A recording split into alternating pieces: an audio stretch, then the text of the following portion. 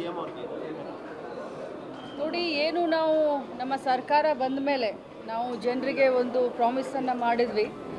ಏನು ಭ್ರಷ್ಟಾಚಾರ 40% ಭ್ರಷ್ಟಾಚಾರ ನಡೆದಿದೆ, ಅದು ಕರೋನಾ ಟೈಮ್ದಲ್ಲಿ ಇರ್ಬೋದು ಅಥವಾ ಬೇರೆ ಬೇರೆ PSI ಹಗರಣ ಇರ್ಬೋದು ಅಥವಾ ಲೆಕ್ಚರರ್ಗಳ ಹಗರಣ ಇರ್ಬೋದು. ಈ ಎಲ್ಲ ಹಗರಣಗಳ ಸೂಕ್ತವಾದಂಥ ತನಿಖೆಯನ್ನು ಮಾಡ್ತೀವಿ ಅಂತ ನಾವೇನು ಜನರಿಗೆ ಆಶ್ವಾಸನೆ ಕೊಟ್ಟಿದ್ವಿ. ನಿನ್ನೆ ಬಂದು ಆಯೋಗದ ಮುಖ್ಯಸ್ಥರಾದಂಥ ಬಂದು ವರದಿಯನ್ನು ಒಪ್ಪಿಸಿದ್ದಾರೆ. ಇವತ್ತು ಕ್ಯಾಬಿನೆಟ್ ಇದೆ, ಕ್ಯಾಬಿನೆಟ್ನಲ್ಲಿ ಇದ್ರ ಬಗ್ಗೆ ಚರ್ಚೆ ಆಗುತ್ತೆ. ಏನು ಮುಖ್ಯಮಂತ್ರಿಗಳು ಮತ್ತು ಕ್ಯಾಬಿನೆಟ್ ಡಿಸಿಷನ್ ತಗೊಳ್ತಾರೆ, ಅದ್ರ ಮೇಲೆ ಕ್ರಮ ಆಗುತ್ತೆ.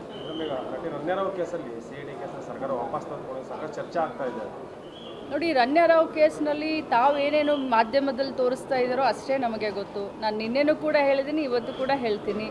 ನನ್ನ ಹತ್ರ ನನ್ನ ಇಲಾಖೆಯಲ್ಲೇನು ಇಂಟೆಲಿಜೆನ್ಸ್ ಇಲ್ಲ.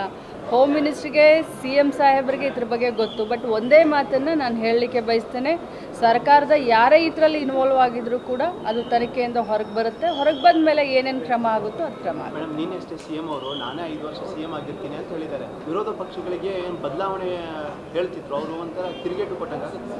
ನೋಡಿ, ಖಂಡಿತವಾಗ್ಲೂ ಸಿದ್ದರಾಮಯ್ಯ ಸಾಹೇಬರು ಬಹಳಷ್ಟು ಸೀನಿಯರ್, ನಮ್ಮ ಪಕ್ಷದ ಸೀನಿಯರ್ ನಾಯಕರು, ಮಾಸ್ ಲೀಡ್ರ್ ಅಂತಲೇ ನಾವು ಅವ್ರಿಗೆ ಹೇಳ್ತೀವಿ. ಇವತ್ತು ಸರ್ಕಾರವನ್ನು ಬಹಳ ಚೆನ್ನಾಗಿ ನಡೆಸ್ತಾ ಇದ್ದಾರೆ.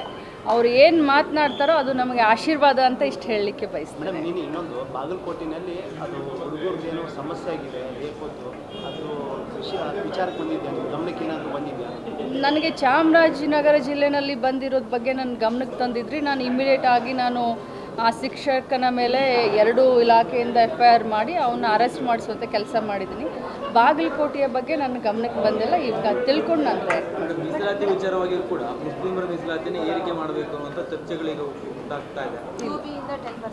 ನೋಡಿ, ಈಗ ನಾವು ಪಂಚಮಸಾಲಿ ಮೀಸಲಾತಿ ಕೇಳ್ತೀವಿ, ಬೇರೆಯವರು ಬೇರೆ ಮೀಸಲಾತಿ ಕೇಳ್ತಾರೆ. ಜನಾಂಗ ಬೆಳೆದಿರೋ ಜನಾಂಗದ ಯಾವ್ಯಾವ ರೀತಿ ಮೀಸಲಾತಿ ಬೇಕೋ ಅವರು ಕೇಳುವಂಥ ಅಧಿಕಾರ, ಹಕ್ಕು ಅವ್ರಿಗೆಲ್ಲರಿಗೂ ಇದೆ.